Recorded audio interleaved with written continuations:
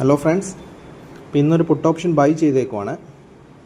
അപ്പം എൻ്റെ entry area എത്തിയിട്ടുണ്ട്. ഞാൻ മൊബൈലിലാണ് ആക്ടിവേറ്റ് ചെയ്തേക്കുന്നത്. ഞാൻ ഇന്നത്തെ ട്രേഡ് അപ്പ് സ്റ്റോക്കിലാണ് എടുക്കുന്നത്. ഓക്കെ, ഇപ്പോൾ സ്റ്റോപ്പ് ലോസ് ഏരിയയുടെ മേളിൽ തന്നെ ട്രേഡ് ചെയ്യുവാണ്. നോക്കാം. അതായത് ഈ പാർട്ട് ടൈം കാണുമ്പോൾ അപ്പ് ട്രെൻഡ് ആണെന്ന് തോന്നും, പക്ഷേ ആ ഒരു swing high or swing low ആ ഒരു റേഞ്ച് നിൽക്കാനാണ് ചാൻസ്. കാരണം കഴിഞ്ഞ 2 ദിവസമായിട്ട് മാർക്കറ്റ് നല്ല രീതിയിൽ വോളറ്റൈലായിരുന്നു. അപ്പോൾ ഇന്നൊരു കൺസോൾട്ടേഷനാണ് എക്സ്പെക്ട് ചെയ്യുന്നത്. അപ്പോൾ ഇപ്പം 25,800 ഇപ്പോൾ സ്റ്റോപ്പ് ലോസ് ഏരിയയ്ക്ക് മേളിലാണ്, പക്ഷേ പ്രീമിയത്തിൽ വലിയ ഡിഫറൻസ് ഇല്ല ഞാൻ മൊബൈലിൽ കൂടെ നോക്കുമ്പം. ഓക്കെ, ഇപ്പോൾ ഒരു 400-600 രൂപ ലോസ്റ്റാണ്. അപ്പോൾ നമുക്കൊന്ന് ഹോൾഡ് ചെയ്യാം. പ്രീമിയത്തിലൊരു 20 പോയിൻറ്റ് വന്നാൽ ഞാൻ ഇമ്മീഡിയറ്റ്ലി എക്സിറ്റ് ആവും, അല്ലെങ്കിൽ സ്റ്റോപ്പ് ലോസ് ഏരിയയുടെ മേലിൽ നല്ല രീതിയിൽ സസ്റ്റെയിൻ ചെയ്യുവാണെങ്കിൽ എക്സിറ്റ് ആവും.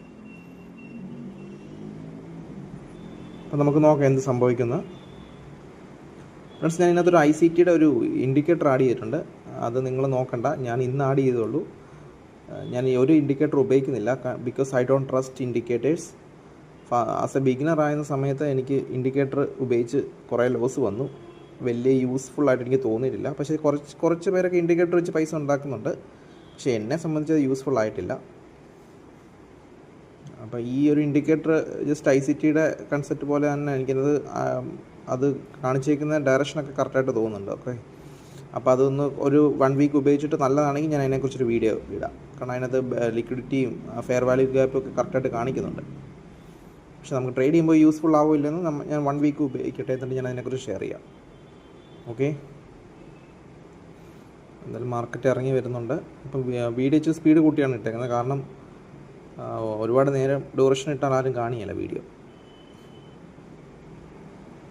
അപ്പോൾ ഈ ഒരു ഇൻഡിക്കേറ്ററിനകത്ത് ഫെയർ വാല്യൂ ഗ്യാപ്പൊക്കെ കറക്റ്റായിട്ട് കാണിക്കുന്നുണ്ട്. ഓക്കെ, പക്ഷേ നമുക്ക് ഒരിക്കലും ഇൻഡിക്കേറ്ററിനെ ട്രസ്റ്റ് ചെയ്യാൻ പറ്റത്തില്ല. It will change at any time.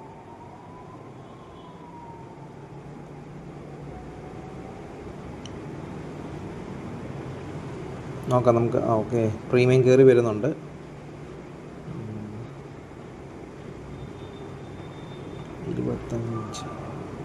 ഏകദേശം ഒരു 80 പോയിൻറ്റ്സോളം ടാർഗറ്റ് കിട്ടുമെന്ന് തോന്നുന്നു. 25,790 നമ്മൾ ഷോർട്ട് ചെയ്തത്. അപ്പം മിക്കവാറും ആ താഴത്തെ ആ ലോ വന്ന ശേഷം അവിടെ നമുക്ക് എന്ത് പ്രൈസിൻ്റെ ആക്ഷൻ കൂടെ നോക്കാം, എന്നിട്ട് നമുക്ക് എക്സിറ്റ് അടിക്കാം. ചിലപ്പോൾ ആ ഒരു എൻ്റെ ടാർഗറ്റും കഴിഞ്ഞിട്ട് വീണ്ടും ആ താഴത്തെ ലോയും കൂടെ സീപ്പ് ചെയ്യാനുള്ള ചാൻസ് ഉണ്ട്. ഐ തിങ്ക് നോക്കാം നമുക്ക്. എന്തായാലും അവിടുത്തെ വോളിയം ആക്ടിവിറ്റിയും കൂടെ നോക്കിയിട്ട് ചിലപ്പോൾ ആ ഒരു മൂവ്മെൻറ്റ് കണ്ടിന്യൂ ചെയ്യുവാണെങ്കിൽ നല്ല പ്രോഫിറ്റ് ബുക്ക് ചെയ്യാം. എന്നാലും പ്രീമിയം വലിയ രീതിയിൽ സപ്പോർട്ട് തരുന്നു. ഒന്നാമത്തെ കാര്യം, ഇതിൻ്റെ എക്സ്പയറി ഡേ 10-ാം തീയതിയാണ്. പിന്നെ ഞാൻ ഇട്ടിരിക്കുന്ന OTM ഓപ്ഷനാണ് എടുത്തിരിക്കുന്നത്. പിന്നെ ഡെൽറ്റയുടെ വാല്യൂ കുറവാണ്, അതും ഒരു കാരണമാണ്. അപ്പോൾ ഈ സ്ട്രൈക്ക് പ്രൈസ് ചൂസ് ചെയ്തത് ഐ തിങ്ക് ഞാൻ ഇച്ചിരിയുടെ ഒരു കൂടിയൊരു സ്ട്രൈക്ക് പ്രൈസ് സെലക്ട് ചെയ്യേണ്ടതായിരുന്നു. ഓക്കെ, നോക്കാം.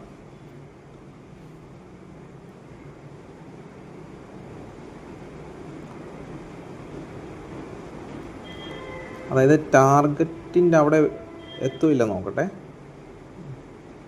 ഓക്കെ, ടാർഗറ്റ് എന്തായാലും എത്തും. അപ്പം ഞാൻ എക്സിറ്റ് അടിക്കുന്നില്ല. കാരണം എന്താണെന്ന് വെച്ചാൽ ആ ടാർഗറ്റിൻ്റെ അവിടെ വരുമ്പം ഉള്ള ക്യാൻഡിൽ സ്റ്റിക്സും കൂടെ വാച്ച് ചെയ്തതിന് ശേഷം ചിലപ്പോൾ അവിടെ നിന്ന് ചിലപ്പോൾ നല്ല രീതിയിൽ ബ്രേക്ക് ഔട്ടായി താഴോട്ട് പോയാൽ നല്ല പ്രോഫിറ്റ് കിട്ടും. പല സമയങ്ങളിൽ എനിക്കങ്ങനെ വരാറുണ്ട്. ചിലപ്പോൾ നമ്മളൊരു 5,000 രൂപ ബുക്ക് ചെയ്ത ശേഷം പിന്നെ നെക്സ്റ്റ് വിത്തിൻ 2 മിനിറ്റ്സ് 3 മിനിറ്റ്സ് കഴിയുമ്പം 5,000 രൂപ ചിലപ്പോൾ 15,000 രൂപ ആകേണ്ട പ്രീമിയം ആയിരുന്നു. അങ്ങനെ കുറേ മണ്ടത്തരം പറ്റുന്നുണ്ട്. അപ്പം ചില സമയങ്ങളിൽ, അതായത് നമ്മൾ ബുക്ക് ചെയ്യുമ്പം ഓപ്ഷൻ ബൈയിങ് ആണെങ്കിൽ ബുക്ക് ചെയ്യുമ്പോൾ മാക്സിമം ബുക്ക് ചെയ്യണം. കാരണം എല്ലാ സമയത്തും നമുക്ക് ആ ഒരു റാലി കിട്ടണമെന്നില്ല.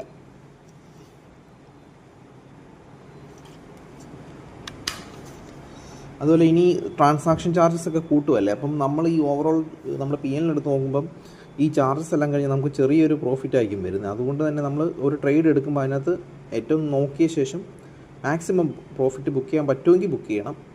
അതൊക്കെ അത്യാവശ്യം എക്സ്പീരിയൻസ് ആയ ശേഷമേ ഉള്ളൂ. നിങ്ങൾ ബിഗിനർ ആണെങ്കിൽ ജസ്റ്റ് ടാർഗറ്റ് സ്റ്റോപ്പ് ലോസ് എന്നുള്ള രീതിയിൽ കണ്ടിന്യൂസ് ആയിട്ട് ട്രേഡ് ചെയ്ത് നോക്കുക. ഒരു ലോട്ട് വല്ല ഇട്ടോ അല്ലെങ്കിൽ ഒരു പേപ്പർ ട്രേഡോ ചെയ്ത്. ഓക്കെ, ഞാൻ എക്സിറ്റ് അടിക്കണോ വേണ്ടതെന്ന് നോക്കട്ടെ. ബിക്കോസ് ആ ഒരു 1 ഹവറിലോട്ട് കൺവേർട്ട് ചെയ്യുമ്പോൾ it's A down trend. But ആ ഒരു ഇപ്പം നിൽക്കുന്ന 25,713 ലെഫ്റ്റ് സൈഡിലോട്ടൊരു ക്യാൻഡിലുണ്ട്. അവിടെ ഒരു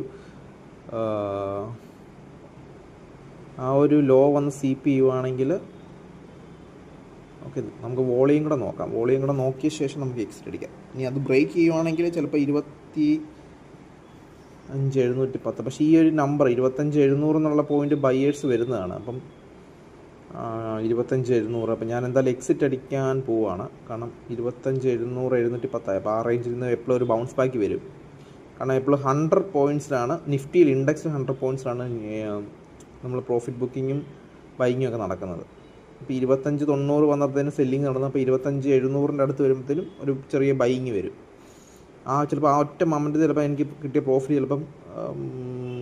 ചിലപ്പം 100-200 രൂപ ആകാം. അങ്ങനെയുള്ള സന്ദർഭങ്ങളുണ്ട്. ആ ഒരു മൊമെൻറ്റം ക്യാച്ച് ചെയ്യാൻ പറ്റണം നമുക്കിപ്പോൾ. അപ്പോൾ ഇതിൻ്റെ താഴത്തെ നോക്കുമ്പോൾ വോളിയം കൂടുന്നു. ഞാൻ എന്തായാലും എക്സിറ്റ് അടിക്കുവാണ്. കാരണം വോളിയം ഇൻക്രീസ് ആവുന്നുണ്ട്. ഓക്കെ, വോളിയം ഇൻക്രീസ് ആയില്ലെങ്കിൽ നമുക്ക് ഓക്കെ ആയിരുന്നു. എക്സിറ്റ് അടിച്ചപ്പോൾ 2,700 രൂപ. ഓക്കെ, 3,300 കാണിച്ചു. പക്ഷേ എക്സിറ്റ് അടിച്ച് വിതിൻ ഫ്യൂ സെക്കൻഡ് അത് പോയി ആ പ്രീമിയം. കാരണം എനിക്കൊന്ന് തിരിച്ച് റിവേഴ്സ് മൊമെൻറ്റം വരുന്നുണ്ട്. അതുകൊണ്ടാണ് അങ്ങനെ വരുന്നത്. അല്ലെങ്കിൽ അത് കയറിപ്പോയനെ. ചിലപ്പോൾ എക്സിറ്റ് അടിക്കുമ്പോൾ നമ്മൾ കണ്ട പ്രോഫിറ്റിനൊക്കെ കൂടുതൽ കിട്ടാറുണ്ട്. അതാണ് ഈ മൊമെൻറ്റത്തിൽ എക്സിറ്റ് അടിക്കണമെന്ന് പറയുന്നത്. ഓക്കെ, എന്തായാലും നമുക്ക് നോക്കാം ഇനി റിവേഴ്സ് വരുമോ ഇല്ലെന്ന്.